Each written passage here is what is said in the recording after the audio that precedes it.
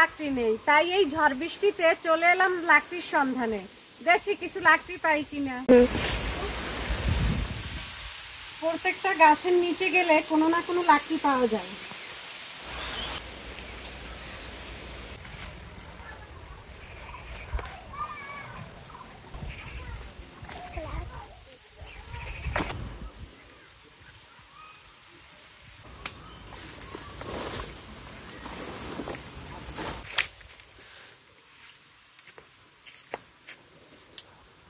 লাকড়িগুলো আমি এক সাইড করে রেখে দিচ্ছি।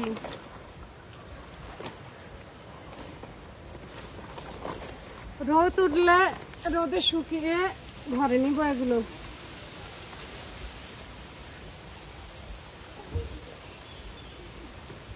আমাদের কিন্তু সারা বছর লাকড়ি কিনে খেতে হয় না। ঘরের আশেপাশের গাছগুলোর নিচে যে লাকড়ি পড়ে থাকে তাতেই আমাদের সারা বছর হয়ে যায়। এদিকে আবার বৃষ্টিতে ধেয়ে আসছে। গাছের নিচে অনেক লাকড়ি রয়েছে, এগুলো আমি বৃষ্টির পর তুলে নিব।